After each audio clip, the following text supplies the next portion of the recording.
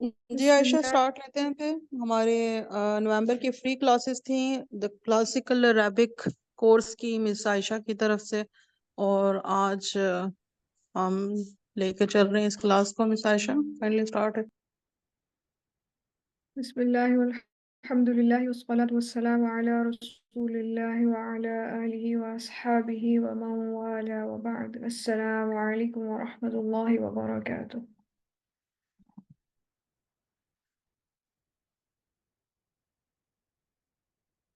Last time हम pronounce को discuss कर रहे थे। कंटिन्यूइंग फ्रॉम देयर, तो अरबिक में आपके पास इंडिपेंडेंट प्रोनाउंस होते हैं, यानी वो किसी चीज़ के साथ अटैच नहीं होते। इन देयर जनरल फॉर्म इस तरह से नज़र आते हैं प्रोनाउंस। हुआ ही के लिए यूज़ होता है। हुमा जो है ये पेड़ के लिए इस्तेमाल होता है। दे, और इसके लिए मैंने प्रीवियसली अर्ज किया था कि ग्रीक हैज़ अ वर्ड, दे से ट्वाइन, TWAIN। अंग्रेजी में भी यूज़ होता रहा है, लेकिन अब मतरूक हो चुका है। और उर्दू में हम तस्निया बोलते हैं, और अरबी में भी इसके लिए तस्निया ही इस्तेमाल किया जाता है लफ्ज़। चूँकि अरबी में सानी कहा जाता है सेकंड को, तो अकॉर्डिंगली वहाँ से आपके पास जो है इस्नैन भी टू को कहा जाता है, तो अकॉर्डिंगली उस रूट से आपके पास ये वर्ड निकलता है तस्निया। उसके बाद हुम जो है आपके पास प्लूरल है दे के लिए, एंड देन हिया जो है वो फेमिनिन है शी के लिए। और पेयर के केस में ये जो प्रोनाउन है ये सेम होता है फेमिनिन के लिए और मैस्कुलिन के लिए, मुअन्नस और मुज़क्कर के लिए हुमा ही होता है। लेकिन अगर फीमेल्स होंगी थर्ड पर्सन में, तो उनके लिए जो दे के लिए जो यूटिलाइज होगा सीगा अरबिक में, उसको हुन्ना कहा जाता है। और उसके बाद अंता जो है वो यू के लिए, और आना जो है वो आई के लिए, और नाहनु जो है वो मेरे लिए। तो जो फर्स्ट पर्सन है आना और नाहनु जो है, इट डज़न्ट मैटर कि आप खातून हैं या आप मर्द हैं, एक ही सीगे में बात की जाती है। और उसके बाद हमने लास्ट टाइम ये डिस्कस किया था कि प्रोनाउंस जब होते हैं, जब वो एक सेंटेंस में आते हैं, तो उनके डिफरेंट केसेस हो सकते हैं, जिसमें से एक केस ये है कि आपके पास जो प्रोनाउंस हैं वो सब्जेक्ट के तौर पे यूज़ होते हैं। और ये आपको पता है कि अंग्रेज़ी में जो सब्जेक्ट्स हैं वो नॉमिनल सेंटेंसेस में इस्तेमाल होते हैं। ऐसे सेंटेंसेस जिनके अंदर इज़, एम, आर इस्तेमाल होता है, उनको नॉमिनल सेंटेंसेस कहा जाता है। ऑन द अदर हैंड, जिन सेंटेंसेस के अंदर वर्ब का इस्तेमाल होता है उनको वर्बियल सेंटेंसेस कहा जाता है, और उनके अंदर जो सब्जेक्ट होता है उसको डूअर बोला जाता है। Because verb is an action, तो जो डूअर होता है, doer is the person who does that action, तो अकॉर्डिंगली उसको डूअर कहा जाता है। उसके बाद there is an other form of pronoun जो कि विजिबल नहीं होती, इट इज़ नॉट सीन। वो जो आपकी वर्ब होती है अरबिक में, जो आपकी फ़ेल होती है, उसके अंदर जो है वो उसके इनसाइड कॉन्जुगेट हुआ हुआ होता है। कॉन्जुगेट होने से मुराद ये कि उसके अंदर एम्बेडेड होता है, और इसके लिए जो लफ्ज़ इस्तेमाल किया जाता है उसको मुज़मिर कहा जाता है। मुज़मिर यानी आप उर्दू में बोल सकते हैं, otherwise in the Arabic accent it is मुदमिर, क्योंकि वो एक द्वाद होता है, व्हिच मीन्स कंसील्ड। ठीक हो गया। तो इसको अभी हम देखेंगे, अभी जो करिकुलम हम स्टडी करेंगे उसके चैप्टर 5 में हम इनको डिटेल में देखेंगे। उसके बाद देयर इज़ अनदर टाइप जो आपके अटैच प्रोनाउंस होते हैं। इसको मुत्तसिल कहा जाता है, बिकॉज़ अटैचमेंट को अरबिक में इत्तिसाल कहा जाता है, तो अकॉर्डिंगली इसको कहा जाता है ज़मीर मुत्तसिल। तो ये जो है वो किसी चीज़ के साथ अटैच होते हैं, नॉट नेसेसरी कि ये वर्ब के साथ अटैच हों, किसी और चीज़ के साथ भी अटैच हो सकते हैं। तो इसके जो है वो कई एक केसेस हैं, जिसमें से फर्स्ट केस ये है कि वो एक नाउन के साथ अटैच्ड होते हैं, जिसको कि इस्म कहा जाता है अरबी में भी और उर्दू में भी। तो ये जो हैं ये पोजेसिव प्रोनाउंस होते हैं। पोजेसिव मीन्स उर्दू में इसके लिए जो स्पेसिफिक लफ्ज़ इस्तेमाल किया जाता है वो अरबिक के साथ सेम है। हमारे यहाँ बोला जाता है मुरक्कब इजाफ़ी और अकॉर्डिंगली, लेकिन अरबी में उसको इदाफ़ा कहा जाता है। तो उसके अंदर जो है जो प्रोनाउन इस्तेमाल होता है उसको पोजेसिव प्रोनाउन कहा जाता है। और अंग्रेज़ी में हमारे पास जो पोजेसिव केस में प्रोनाउंस होते हैं वो इस तरह नज़र आते हैं, his, her, my, our, their, जो कि किसी चीज़ की ऑनरशिप को डिनोट करने के लिए यूटिलाइज होते हैं। तो ये इन दिस केस आपके पास किताब जो है इट्स अ नाउन, किताब इज अ नाउन, बट इसके साथ आपने एक हु अटैच किया है which is a pronoun, which is the possessive case of a pronoun. Similarly, and this as a whole will mean his book. और उसके बाद ये आपके पास अगेन किताब है, उसके साथ आप फेमिनिन प्रोनाउन अटैच करते हैं हा, और आप कहते हैं हर बुक। उसके बाद आप या अटैच करते हैं फर्स्ट पर्सन के लिए, या अटैच होता है सिंगुलर के लिए, माय के लिए, ठीक है। और देयरफॉर इट्स किताबी यानी माय बुक। और अगर आप जमा के सीगे में कहना चाह रहे हो कि हमारी किताब, तो आप कहेंगे किताबना। और सिमिलरली अगेन इट इज़ किताबुहुम, यानी अगर आप थर्ड पर्सन में प्लूरल को रेफर करेंगे कि जी उनकी किताब, तो यू विल से किताबुहुम। सिमिलरली आपके पास अटैच प्रोनाउन आपको वर्ब के साथ भी नज़र आ सकते हैं, और जो वर्ब के साथ होते हैं वो उस वर्ब का, जिस वर्ब के साथ वो अटैच होते हैं उसका वो डायरेक्ट ऑब्जेक्ट होते हैं, जिसको कि उर्दू में भी और अरबी में भी मफ़ऊल कहा जाता है। चूँकि वर्ब को फ़िअल कहा जाता है और जो बंदा उस एक्शन को कर रहा होता है, जो डूअर होता है, उसको फ़ाइल कहा जाता है, और अकॉर्डिंगली जिस चीज़ के ऊपर वो एक्शन हो रहा होता है उसको जो है वो मफ़ऊल कहा जाता है।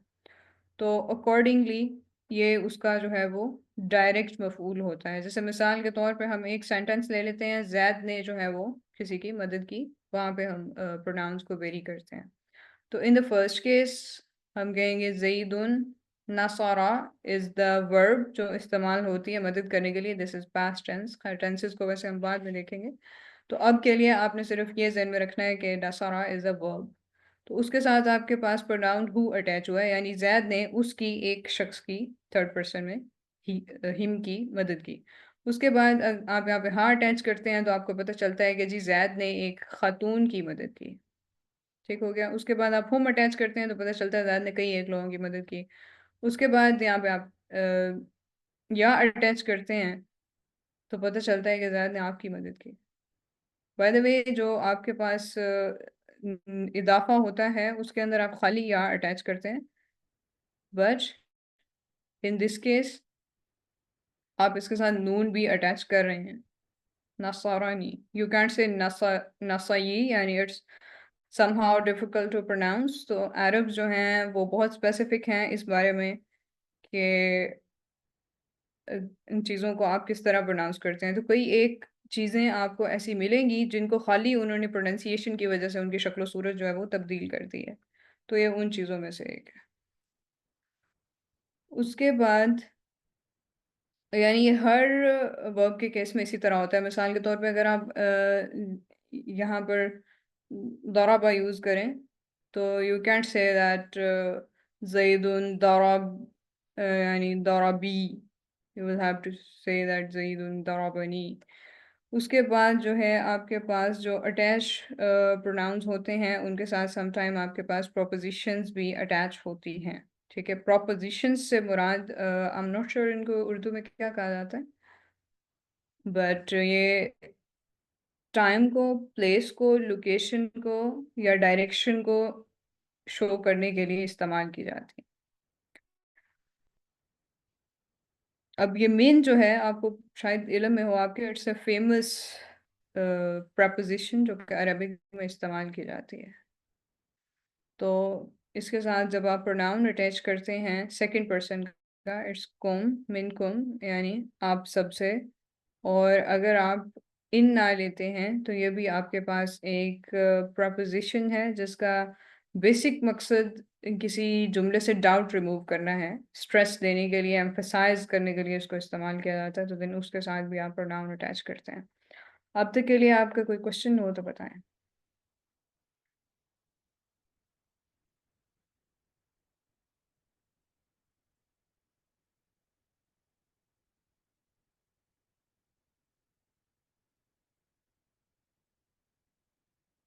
नहीं, क्लियर है सब।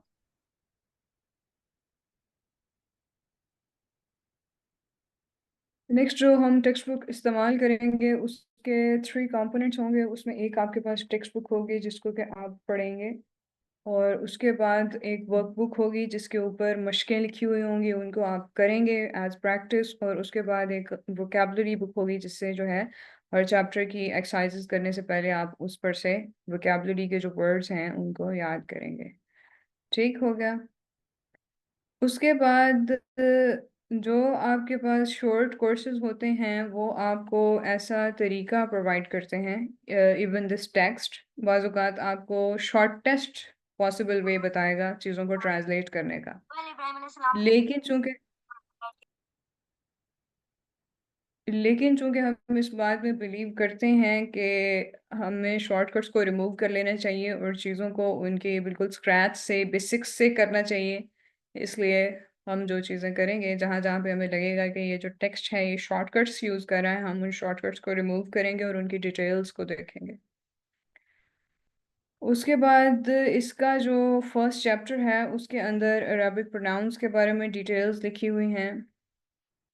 और उसके बाद जो आई एम सॉरी, इसका जो 0th चैप्टर है उसके अंदर अरबिक प्रोनाउंस की डिटेल्स लिखी हुई हैं, और फर्स्ट चैप्टर में आपके पास ग्रामर लिखी हुई है अरबिक ग्रामर के लेंस से। तो इसमें आपको ये पता चलेगा जब आप रीड करेंगे कि जो सेंटेंसेस हैं वो किस तरह कंस्ट्रक्ट होते हैं, और थोड़ा बहुत आपको आइडिया होगा कि हम अगले जो चंद चैप्टर हैं उनको हम किस तरह से पढ़ेंगे। उसके बाद सेंटेंसेस जो हैं, again as we previously discussed, उनकी 2 टाइप्स होती हैं। One is the verbal sentence जो एक्शन बेस्ड होता है, जिसके अंदर वर्ब का इस्तेमाल होता है, this is the verb here. इसी तरह से अरबिक में भी सेंटेंसेस की 2 टाइप्स होती हैं। उसके बाद आपके पास बाय द वे इसको वर्बल सेंटेंस को अरबिक में जुमलतुल फ़िअलिया कहते हैं। उसके बाद आपके पास आई एम नॉट श्योर इसको उर्दू में क्या कहते हैं, लेकिन जो नॉमिनल सेंटेंसेस हैं उनके अंदर आपके पास इज़, एम, आर या ऐसी वाज़, वर ऐसी किसी चीज़ का इस्तेमाल होता है, और उनके अंदर लाज़मी तौर पे कोई वर्ब जो है वो इस्तेमाल नहीं होती। चूँकि अगर कोई वर्ब इस्तेमाल हो तो उसको वर्बियल सेंटेंस काउंट किया जाएगा।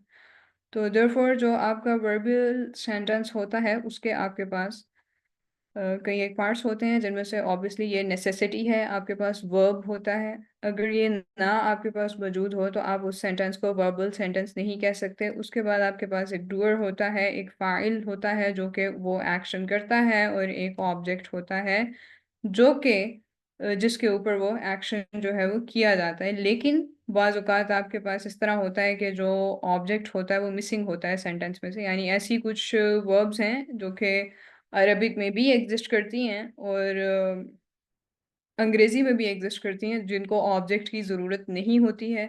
And I am not sure कि उर्दू में ऐसी कोई वर्ब्स एग्ज़िस्ट करती हैं या नहीं करती हैं। उसके बाद जो आपके पास नॉमिनल सेंटेंसेस होते हैं, द वर्ड नॉमिनल बेसिकली ये आपके पास नाउन से डिराइव हुआ है, और नाउन बेसिकली नेम को कहा जाता है, इस्म को। तो ये आपके पास नॉमिनल सेंटेंसेस ऐसे सेंटेंसेस हैं जिनके अंदर नाउन्स यूज़ होती हैं। तो इनके अंदर आपके पास एक सब्जेक्ट होता है, और अंग्रेज़ी में सब्जेक्ट के बाद जो चीज़ें आती हैं उनको प्रेडिकेट कहा जाता है। लेकिन अरबी में जो चीज़ें आती हैं उनको ख़बर कहा जाता है, और अरबी में obviously subject is not called subject, उसको मुब्तदा कहा जाता है। मुब्तदा मीन्स द स्टार्टर, जिससे सेंटेंस जो है वो स्टार्ट होता है। इट्स फ्रॉम इब्तिदा, उसकी जो है ये, तो वहाँ से डिराइव्ड है मुब्तदा, द वन व्हिच स्टार्ट्स। तो वो जो सेंटेंस स्टार्ट करता है। उसके बाद ख़बर, ख़बर इज़ द इंफॉर्मेशन जो उस मुब्तदा के बारे में आपको प्रोवाइड होती है, और चूँकि आप उर्दू दान हैं इसलिए आपको पता होगा कि ख़बर जो है वो पीस ऑफ इंफॉर्मेशन ही को कहा जाता है।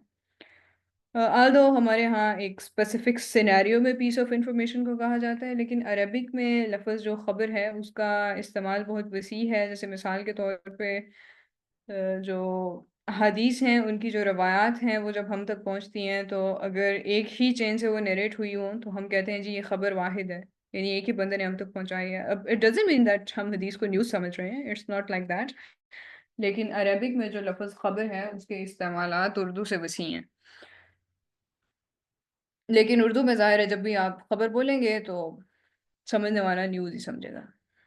उसके बाद again we have constructed a table, और लेकिन ये जो वर्ब बेस्ड सेंटेंसेस हैं इनके साथ आपका वास्ता 5th चैप्टर में पड़ेगा, यानी अभी दूर है। लेकिन जो आपके नॉमिनल सेंटेंसेस हैं इनके साथ आपका जो है वो अभी अभी ताज़ा वास्ता पड़ जाएगा। देन यहाँ पे एक सेंटेंस लिखा हुआ है कि ये जो आपका सब्जेक्ट है या ऑब्जेक्ट है या जो डूअर है, इनके लिए शर्त ये नहीं है खबर भी इसमें दाखिल कि ये एक वर्ड हो, मोर देन वन वर्ड्स हो सकते हैं। इवन उर्दू में भी इस तरह हो सकता है, अगर आपने ग्रामर पढ़ी हो तो आपने फ्रेजेस और क्लॉजेस पढ़े होंगे। तो इसी तरह अरेबिक में भी आपके पास सेंटेंसेस के चंक्स होते हैं जिनको एज अ होल आप समटाइम फाइल सपोज करते हैं, और समटाइम आप कहते हैं जी ये ग्रामेटिकली मफूल का रोल प्ले कर रहे हैं, और समटाइम आप कहते हैं जी ये मुब्तदा का रोल प्ले कर रहे हैं, समटाइम्स आप कहते हैं कि जी ये खबर का रोल प्ले कर रहे हैं। और इवन वो जो आपके पास ऐसा चंक है वो सेम भी हो सकता है, सिर्फ उसकी जो प्लेसमेंट होती है इन द सेंटेंस वो बताती है कि ये आपके पास क्या कहलाएगा, फाइल कहलाएगा या मफूल कहलाएगा या खबर कहलाएगा या मुब्तदा कहलाएगा। अच्छा, उसके बाद जो है फ्रेगमेंट की जो डेफिनेशन है, because clause and phrase are the technical terms, उनकी अपनी टेक्निकल स्पेसिफिकेशंस हैं इंग्लिश ग्रामर में, लेकिन for the sake of this course हम उनको दोनों को इकट्ठा करके फ्रैगमेंट समझ रहे हैं। और फ्रैगमेंट जो है ऐसा कॉम्बिनेशन ऑफ वर्ड्स होता है जो कि कंप्लीट सब सेंटेंस नहीं बनाता। ठीक है, जैसे मिसाल के तौर पे ये आपके पास एक चंक है the American health care system, और सिमिलरली हर हस्बैंड, ये दो चंक्स हैं। और इन द टेक्निकल डेफिनेशन ये दोनों ही फ्रेजेस हैं। क्लॉज के होने के लिए आई बिलीव अंग्रेजी ग्रामर में वो ये कहते हैं कि उसके लिए शर्त है कि आपके पास उसमें एक वर्ब इंक्लूडेड हो। तो एनी हाउ जब हम इंग्लिश ग्रामर का कोर्स लॉन्च करेंगे तो उन चीज़ों को हम वहाँ पे देख लेंगे। तो अब जो है सेंटेंस जो है सबसे पहले जब आपके सामने आए तो आपने मालूम ये करना है। बाय द वे ये सारी चीज़ें आपने प्रैक्टिकली एक्सरसाइजेस में करना है, therefore इनको ध्यान से देखें। Of course if you enroll in the course, if you don't then, and this is the last class जो आपको फ्री ऑफ कॉस्ट ऑफर की जा रही है। तो आपने सबसे पहले सेंटेंस जब आपके सामने आता है तो आपने ये देखना है कि ये वर्बल सेंटेंस है या ये नॉमिनल सेंटेंस है, जिसका आसान उर्दू तर्जुमा ये है कि आपने उस सेंटेंस में ये देखना है कि आया इसमें कोई नाउन इस्तेमाल हुई है या इसके अंदर कोई मुझे जो है वो वर्ब कोई फ़िल दिखाई दे रही है। उसके बाद आपने ये पता करना है कि इसके पार्ट्स क्या हैं। ऑब्वियसली अगर आपके पास एक वर्बल सेंटेंस होगा तो आपको अगर एक फ़िल वहाँ पे मिल गई है तो उस फ़िल का कोई फ़ाइल भी आसपास मौजूद होना चाहिए और एक मफ़ूल भी मौजूद होना चाहिए। उस इसी तरह अगर आप ये क्लेम करते हैं कि नहीं जी ये सेंटेंस तो नॉमिनल है, तो इन दैट केस आपके पास मुब्तदा और ख़बर जो हैं दोनों वहाँ पर मौजूद होना चाहिए। उसके बाद जो फ्रैगमेंट्स हैं उनकी डिफरेंट टाइप्स हैं, जिसमें से फर्स्ट टाइप जिसको पोजेसिव फ्रैगमेंट कहा जाता है, जिसको कि हम लिटरल इसका जो उर्दू तर्जुमा है मुरक्कब इजाफी बोलते हैं हम उर्दू में, तो लेकिन अरबिक में इसको जो है वो इजाफा कहा जाता है। तो इसके अंदर एक वर्ड को दूसरे वर्ड के साथ अटैच किया जाता है, मतलब फिजिकली भी वो आपको अटैच ही नज़र आते हैं। तो अब जो बाय द वे अरबिक में इट इज़ नॉट नेसेसरी कि जो इजाफा है आपके पास वो लाजमन एक पोजेसिव फ्रैगमेंट हो, और भी डिफरेंट चीज़ें हैं जिनके अंदर कोई पोजेशन आपको नज़र नहीं आएगी लेकिन उनकी जो ग्रामेटिकल क्लासिफिकेशन है वो एक इजाफा की होगी। अच्छा, बट फॉर दिस केस हम सिर्फ पोजेसिव फ्रैगमेंट को कंसिडर कर रहे हैं अभी के लिए, जो डिटेल्स हैं वो हम बाद में देखेंगे। तो जो इजाफा है उसके अंदर, लेकिन मैं आपको एडवांस बता रही हूँ कि ये डिफरेंट भी हो सकते हैं, ताकि अगर आइंदा आपको ऐसे इजाफा जो है वो नज़र आए जो कि पोजेसिव फ्रैगमेंट्स ना हो, तो बजाय इसके कि आप हैरान हो, मैं आपको एडवांस बता रही हूँ कि वो एग्जिस्ट कर सकते हैं अरबिक लैंग्वेज में। ऑल्दो उर्दू में इस तरह नहीं होता, इट्स रेयर। मतलब उर्दू में जब भी मुरक्कब इजाफी बनाया जाएगा वो लाजमन पोजेसिव फ्रैगमेंट होगा, इन द सेम वे अंग्रेज़ी में भी।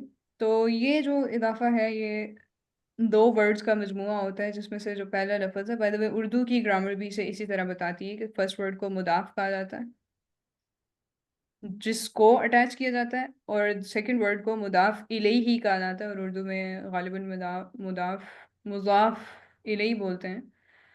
तो यानी 10 वर्ड जिसके साथ अटैच किया जाता है, इलैही जिसके साथ। अच्छा, अब जो दूसरा वर्ड होता है इन द फ्रैगमेंट वो ऑनर होता है, और जो फर्स्ट वर्ड होता है वो आपके पास ओन्ड होता है, यानी उसको ऑन किया जा रहा होता है। मिसाल के तौर पे अगर आपके पास हो रसूलुल्लाही, इट्स आल्सो नोटेबल के अरबिक में इदाफा के नीचे जो जेर आती है वो हमेशा दूसरे वर्ड के बाद आती है, बट उर्दू में इस तरह नहीं होता। तो जब आप कहते हैं रसूलुल्लाह ही, तो ये अंडरस्टूड है कि अल्लाह ऑनर है, जो सेकंड वर्ड है वो ऑनर होता है, और रसूल जो है द फर्स्ट वर्ड ये ओन्ड होता है। ठीक हो गया। लेकिन अगर आप उर्दू में आ जाएं और आप कहें जी रसूल खुदा, बाय द वे इसके अंदर खुदा ऑनर है, बट जो आपकी जेर है वो रसूल के नीचे आ रही है, तो अरबिक में ये नहीं होता, जो सेकंड वर्ड होता है आपका उसके नीचे आ रही होती है जेर। तो ये हो जाता है उर्दू में इस तरह। और इसी तरह मिसाल के तौर पे इफ़ यू से रसूल कायनात, तो देन अगेन कायनात विल बी द ऑनर, तो पता चलेगा कि रसूल जो है वो कायनात के हैं। ठीक है। तो लेकिन ये जो ज़ेर वाले मामलात हैं ये प्रॉब्लमेटिक हैं, चूँकि अरबिक में ज़ेर इस तरह नहीं दी जाती। लेकिन फिर भी आपको थैंकफुल होने चाहिए कि उर्दू जो ग्रामर है वो is pretty close in this regard. और उसके बाद जो है, या this is example messenger of Allah, इसके अंदर मतलब उसको आप रिवर्स करके लिखते हैं, ऑर्डर रिवर्स करके लिखते हैं, क्योंकि जो सेकंड वर्ड है वो ऑनर होता है। अगर आप रसूलुल्लाह लिखेंगे तो रसूल को आप पहले लिख रहे हैं और अल्लाह को आप बाद में लिख रहे हैं, मैसेंजर ऑफ अल्लाह। तो आई मीन अगर आप रसूलुल्लाह लिख रहे होंगे तो आपको अल्लाह को पहले लिखने पड़ेगा, if you are going to say Allah as messenger. This is the other way to write, उसमें आपको ऑर्डर रिवर्स करना नहीं पड़ता अगर आप एक ऑफ अटैच कर रहे हैं तो। लेकिन इन माय ओपिनियन जो स्टैंडर्ड डिस्क्रिप्शन है पोजेसिव फ्रैगमेंट की वो यही है। बाकी कदीम दौर में ये कहा जाता था कि जो बेजान चीज़ें हैं उनके साथ आप ये अपोस्ट्रोफी एस नहीं लगा सकते, लेकिन आज की डेट में आप लगा सकते हैं, इट्स ओके। मतलब इंग्लिश में आज की डेट में चीयर्स लाइक भी कहा जा रहा है, तो इट्स प्रीटी मच ओके, इसके साथ कोई मसला नहीं। कम से कम अमेरिकन इंग्लिश में नहीं है, ब्रिटिश में हो सकता है। तो और दूसरी इंटरेस्टिंग बात ये है कि आप रीऑर्डर कर सकते हैं अंग्रेज़ी में, बट अरबिक में आप हरगिज़ ऑर्डर चेंज नहीं कर सकते, और उर्दू में भी आप नहीं कर सकते। मिसाल के तौर पे if you are going to say कायनात रसूल, और बाय द वे उर्दू में लोग बोलते हैं इस तरह। हमारे एक टीचर होते थे वो कहा करते थे कायनात रसूल, आई एम लाइक व्हाट, इसका क्या मतलब है कि रसूल की कायनात, what are you trying to say. तो इसी तरह अरबिक के अंदर आप ऑर्डर रिवर्स नहीं कर सकते। आपने कभी भी ज़िंदगी में ये नहीं सुना होगा कि अल्लाह रसूल, मतलब obviously that makes some sense, लेकिन उसका जो तर्जुमा है वो उसका जो मीनिंग है दैट इज़ समथिंग एल्स। उसका मतलब जो है वो अल्लाह का रसूल नहीं होता है। और दूसरी जो टाइप है वो आपके पास डिस्क्रिप्टिव फ्रैगमेंट होता है, जिसको कि सिफ़ा और मौसूफ़ का पेयर कहा जाता है अरबी में, और मुरक्कब तौसीफ़ी बोला जाता है उर्दू के अंदर। अच्छा, तो अब इसको लाज़िमन जो है वो फ्रैगमेंट होना चाहिए, ये जुमला नहीं हो सकता। तो इसी तरह जो आपके पास इसकी इंग्लिश एग्ज़ाम्पल है that is the car is blue, मतलब ये उस कार की सिफ़ा है, ये उसकी क्वालिटी है कि वो ब्लू है, लेकिन ये सेंटेंस है। इंग्लिश में ये सेंटेंसेस ही होते हैं, लेकिन सम टाइम ये सेंटेंसेस नहीं भी हो सकते, बट अरबिक में ये कभी भी सेंटेंसेस नहीं होते। तो इफ़ यू से ब्लू कार, तो इसका भी वही मतलब है, जो कि द कार इज़ ब्लू का है। तो बट ये जो है एक कंप्लीट सेंटेंस नहीं है। ठीक हो गया। और इंटरेस्टिंग फैक्ट ये है कि अंग्रेजी में ये जो ऑर्डर है आपके पास ब्लू कार, ये आपको मेंटेन करना पड़ता है। यू कैंट से car blue, you can't say that, but Arabic में आप इस तरह कर सकते हैं। तो एक जो नाउन है उसके मल्टीपल एडजेक्टिव हो सकते हैं। ठीक है, कोई इसके ऊपर जो है वो प्रॉब्लम नहीं है, जैसे ब्यूटीफुल ब्लू कार। ठीक है, जैसे मिसाल के तौर पे हॉट ब्राउन कॉफ़ी, ये अंडरस्टूड है कि कॉफ़ी यूजुअली ब्राउन ही होती है, but still if you want to include that.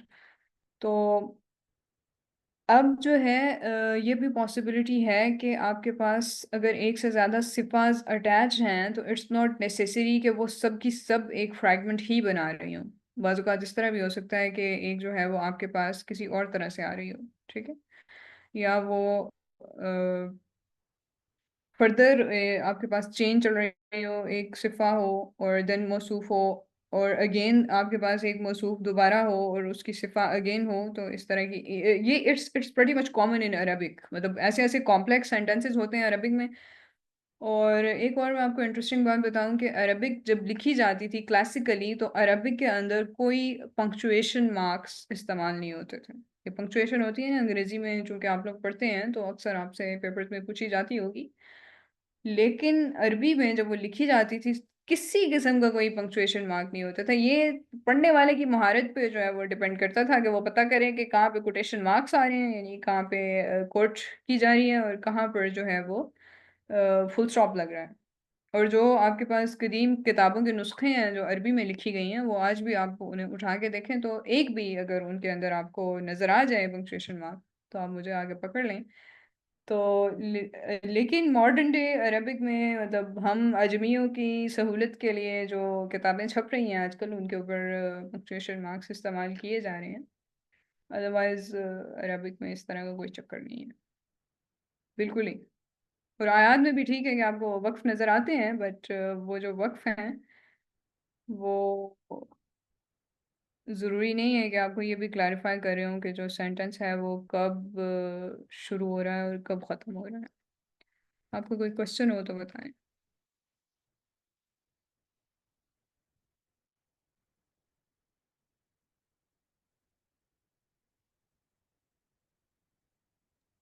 जी समझ जिस तरीके से आप बता रही हैं आयशा, तो वो समझ आ रहा है अल्हम्दुलिल्लाह। लेकिन मुझे ये बताएं कि आप अपने ये हमारा कोर्स कितने मंथ का है, और यानी कि जो डेज अभी हमें रखे हुए हैं उस हिसाब से कितने मंथ का हो जाएगा।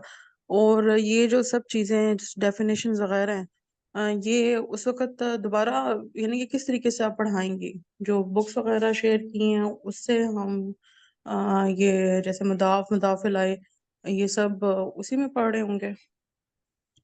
पढ़ने का तरीका क्या होगा? हाँ, पढ़ने का तरीका ये है कि पढ़ना आपने खुद है। माय स्टूडेंट्स नो दैट, मतलब इस तरह नहीं हो सकता कि मैं किताब खोलूँ और आपको दिखाऊँ कि यहाँ पे ये लिखा हुआ है, ये आपका अपना काम है।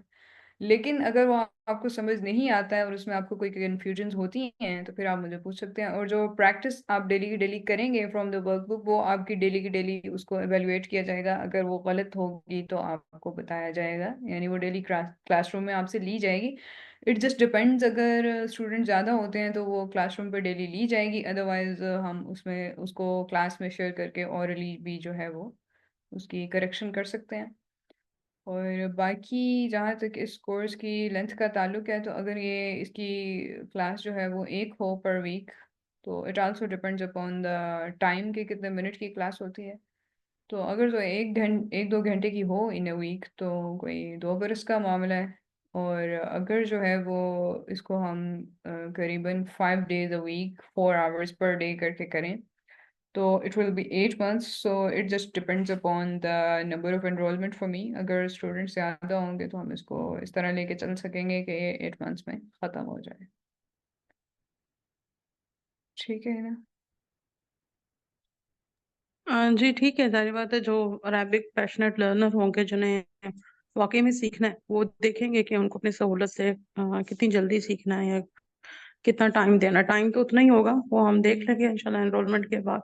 आप अपना भी थोड़ा बताएँ कि आपने ये सब चीज़ें जो सीखी थी, ये एक प्रॉपर कोर्स के थ्रू सीखी हैं या रिसर्च वर्क करके, और किस आपका अपना तजुर्बा क्या रहा है? नहीं जी, मैंने अपने यानी still I am studying at that institute, तो मैंने तो अपने अहले मदरसे की अपने उस्तादों की मेहरबानी से सीखी है। और रिसर्च वर्क मैंने सिर्फ इतना किया था कि मैंने गूगल से ये पूछा था कि मुझे अरबिक सीखना है। 2021 की बात है ये। तो गूगल ने फिर मुझे बताया कि ये एक सेमिनरी एग्जिस्ट करती है। तो मैंने अप्लाई किया तो मुझे एडमिशन मिला, ना सिर्फ एडमिशन मिला बल्कि मुझे स्कॉलरशिप मिला। तो almost free of cost study किया है मैंने वहाँ पे, और इट हैज़ बीन अभी मेरा ख्याल है चौथा बरस चल रहा है, तो I am still studying there. बस यही बात है कि आपके लगन पे और आपकी वही बात आके आप कितना मुस्तकिल मिजाजी से कोई लैंग्वेज सीख रहे हैं, तो आप सीख जाते हैं। यार अरबिक तो आपको यानी काफ़ी हद तक आ जाती है 8 माह में, तो हमारा ये जो सैमरी का कोर्स है वो अरबिक को 8 मंथ्स में कवर करवाते हैं, और उसके बाद आपके पास चॉइस होती है कि आप मज़ीद पढ़ना चाहें तो आप पढ़ें, ना चाहें तो ना पढ़ें, यानी अरबिक के हवाले से तसल्ली बख्श प्रोग्रेस होती है आपकी। But it's not a short course, मतलब और वैसे भी यानी अरबी सीखना एक सीरियस काम है ये, यानी और किसी लैंग्वेज के सीखने के साथ इसको आप कंपेयर नहीं कर सकते। आई एम नॉट श्योर, मतलब अंग्रेज़ी के साथ आप शायद बिल्कुल भी कंपेयर नहीं कर सकते, क्योंकि अरबिक जो है एक स्पेसिफिक लैंग्वेज है, और मतलब दे से कि सबसे मुश्किल जो ग्रामर है वो स्पेनिश की है। तो लेकिन जितना मेरा एक्सपीरियंस है लैंग्वेजेस का, उसमें से मैं यही कंक्लूड करती हूँ कि जो अरबिक है उसकी ग्रामर जो है वो मुश्किल है, मतलब उर्दू से भी मुश्किल है, इंग्लिश से भी मुश्किल है, टर्किश से भी मुश्किल है, और पर्शियन से भी मुश्किल है। मतलब इसका ये मतलब नहीं है कि आप ना सीखें, इट जस्ट मीन्स कि आपको वक्त ज़्यादा लगता है। और फिर ये है कि चूंकि अरबी बहुत कदीम ज़ुबान है, मतलब सबसे फर्स्ट लैंग्वेज यही थी रूए अर्ज़ पे, तो इसकी वोकैबलरी बहुत वाइड है, मतलब एक जो वर्ड है उसके 10 मतलब आपको मिलेंगे, और एक जो चीज़ है, मतलब आप उर्दू में मुझे बता दें कि मिसाल के तौर पे अगर आपके पास प्लेट है तो उसको आप ज़्यादा से ज़्यादा क्या कह लेंगे,